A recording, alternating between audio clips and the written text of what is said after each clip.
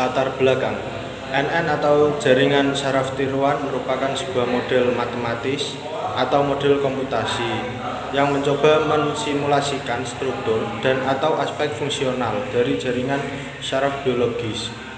Jaringan ini terdiri dari sebuah kelompok yang saling berhubungan dari neuron buatan.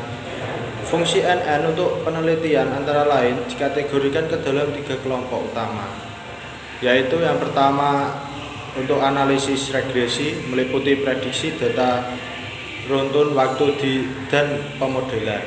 Untuk yang kedua, mengklarifikasian meliputi pola dan penentuan urutan, deteksi baru serta pengambilan keputusan sekuensial. Dan yang terakhir ada pemrosesan data atau data processing.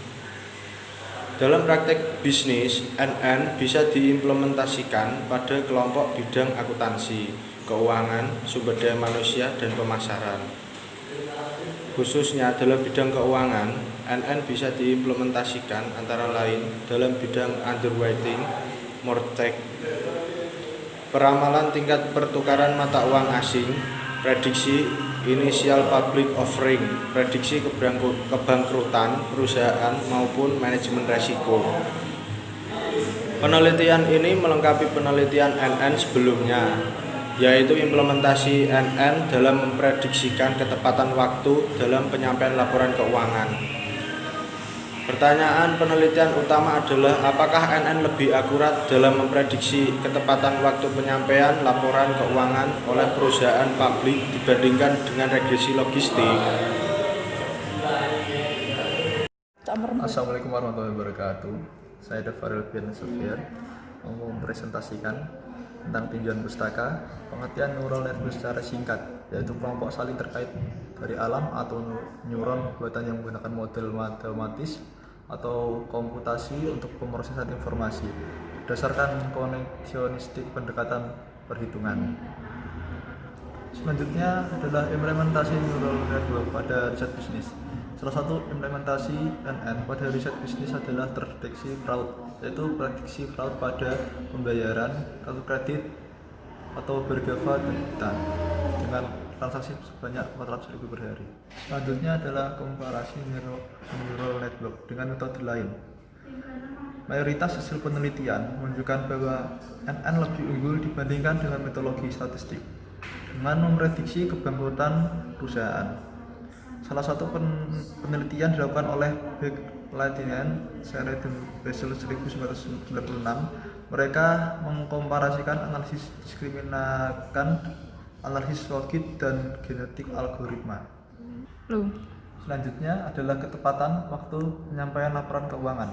Setiap perusahaan harus memastikan bahwa asas GCG diterapkan pada setiap aspek bisnis dan di semua jajaran perusahaan. Asas GCG yaitu transparansi, akuntabilitas, responsibilitas, independensi, serta kewajaran dan kesetaraan diperlukan untuk mencapai kesinambungan usaha atau sustainability. Perusahaan dengan memperhatikan pemangku kepentingan KNKG 2006 dari paparan tersebut transparansi adalah salah satu asas dari GCG sebagaimana OECD maupun FCGI. Assalamualaikum warahmatullahi wabarakatuh. Perkenalkan, nama saya Widiawati.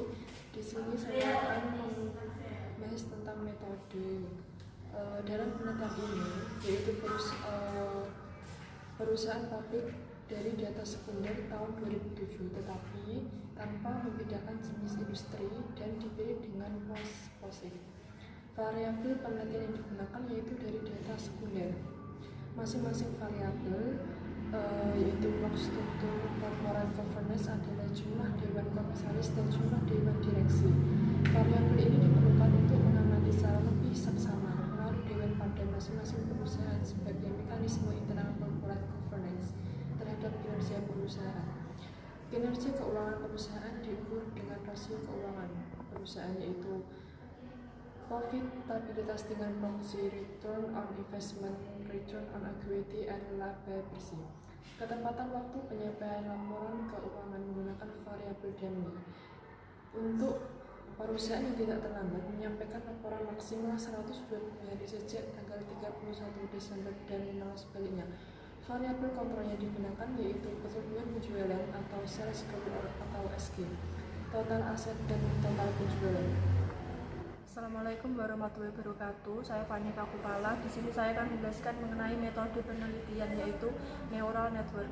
Penelitian ini terdiri dari 2 langkah, yaitu pertama menyiapkan data penelitian yang terdiri dari 2 kelompok, yaitu ketepatan waktu penyampaian laporan keuangan, kinerja keuangan perusahaan, serta struktur corporate governance. Yang kedua, mengembangkan software untuk mensimulasikan backpropagation neural network dengan momentum dan adaptive learning rate. Simulasi dilakukan dengan menggunakan neural network toolbox MATLAB. Neural network yang dipergunakan dalam penelitian terdiri dari 3 layer, yaitu layer input yang menerima data kinerja keuangan dan struktur corporate governance, hidden layer yang menghitung data tersebut, dan layer output yang mengidentifikasi kelompok perusahaan, yaitu kelompok yang tepat dalam menyampaikan laporan keuangan serta kelompok yang tidak tepat dalam menyampaikan laporan keuangan. Assalamualaikum warahmatullahi wabarakatuh. Perkenalkan, saya Eka Ambarwati. Di sini saya akan mempresentasikan mengenai metode penelitian yaitu statistik deskriptif.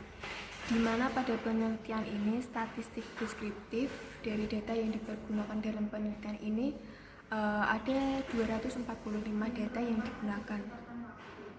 Oh, ini kelanjutan.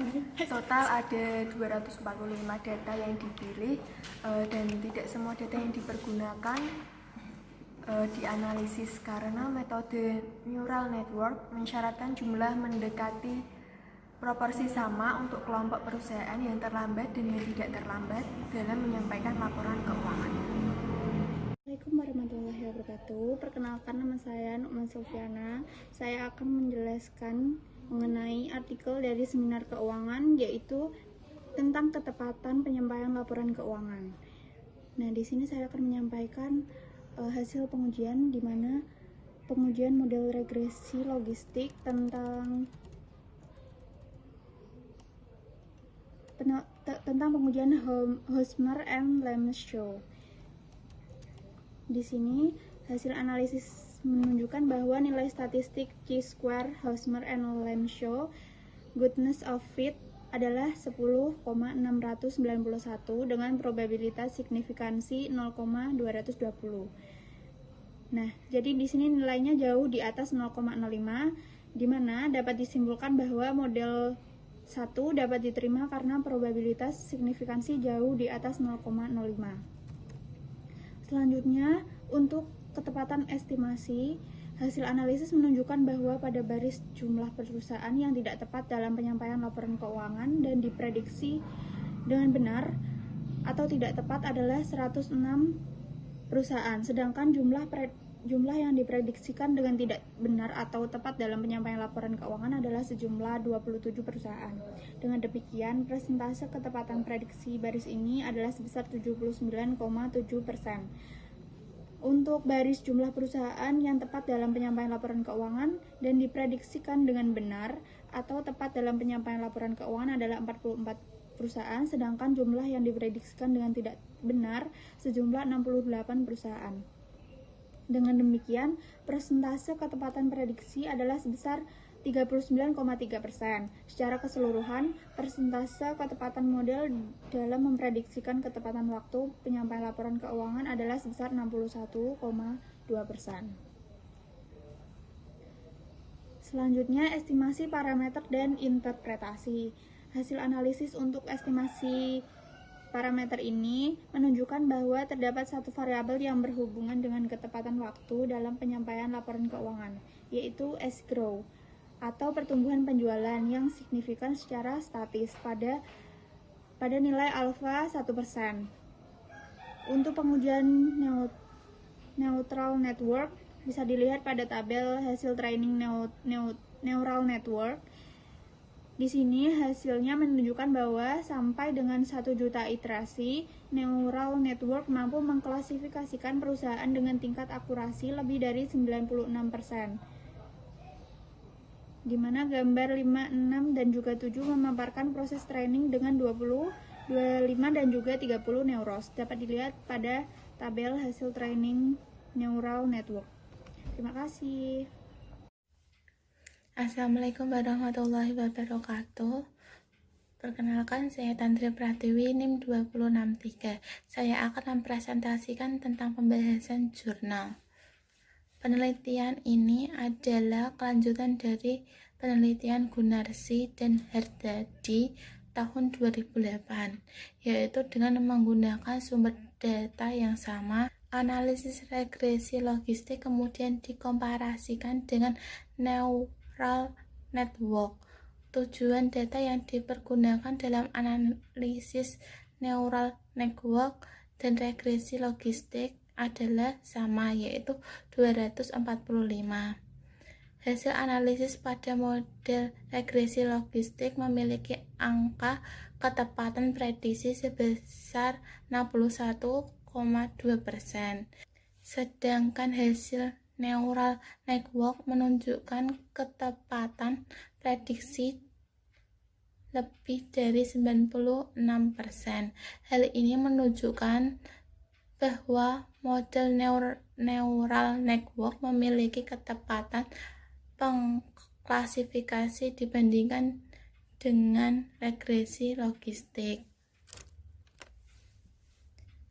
Jadi, kesimpulan dari pembahasan ini menunjukkan bahwa model neural network memiliki ketepatan klasifikasi lebih tinggi dibandingkan dengan analisis regresi logistik.